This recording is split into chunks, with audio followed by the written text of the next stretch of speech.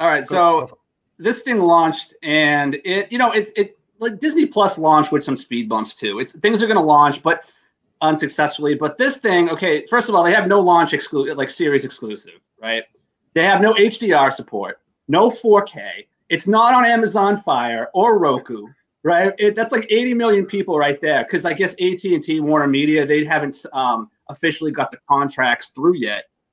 Those deals haven't been inked yet. So, and you also have an issue where people are very confused because you have HBO Go, HBO Max, HBO Now, and everyone's like, what the hell is going on? I think eventually everything will be HBO Max, but because a lot of these contracts haven't been worked out yet, there's 3 separate ones. And everyone's like, what the hell is this shit? You know? Why get 3 different? Like, why pay separately for all those 3 individual things? It's like, why have 3? They should be all HBO Max right now, don't you think? That's what they should do. Yeah, they rushed that. They rushed it out. I think that like I said, I think they did it because the pandemic. They know people are watching. It's like, this is a good time, guys. We got to get in there, right? So they just half-assed it, rushed it out there to be this clunky. Like, none of these deals done. Like, not available on Amazon Fire Stick or Roku. Like I said, that's huge. That's like 80 million people. That's so a lot of people just don't understand. Like, and I know the difference now. Like, HBO Go is like, for people who have HBO. They have access to that. HBO Now is for people who don't have HBO. They have to buy the standalone. And HBO Max is a bigger catalog of films because those include the Warner Media films and AT&T films. Like, so there's more with HBO Max, and it's close to the freaking same. It's one thing that might actually help HBO Max is because DC has its own streaming service. If you could sew and tie the DC streaming service to HBO Max. Because I was watching a little commercial for HBO Max, and they were showing a lot of films that were comic book related and DC properties comic book related. So you're right. When they come, they don't have the exclusives. They don't have anything to really entice people. You're right. They just rushed it out. They don't have the Nolan Batman series either. They don't? There's a lot of holdouts in there right now that just aren't there. I think over time it'll be fine. It's just right now rolling out, it's looking pretty sloppy. Yeah. It's a damn shame because everybody's been talking about this. People were talking about HBO Max 2 years ago.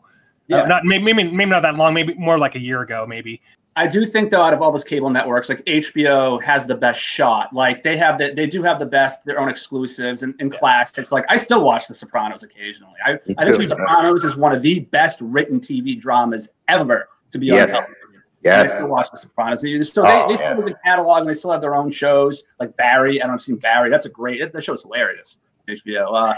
And so they still have their collection of shows, and so they have the best odds. I mean, I don't know anything about Showtime exclusive or Starz exclusives. Anybody?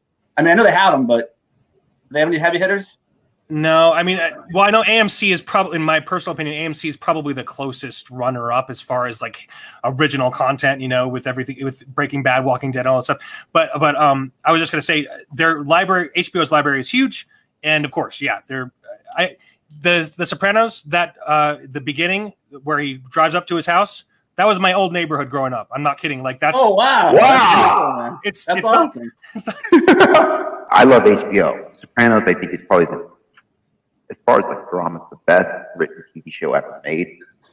And so I have always been a fan of anything HBO. But I'm not going to sign up for this. Not for the foreseeable future.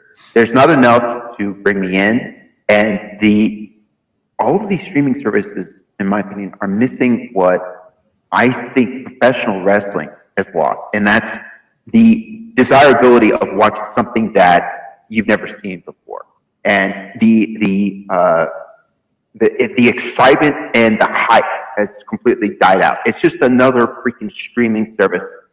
Tell me what's different between it and everything else. What is it offering?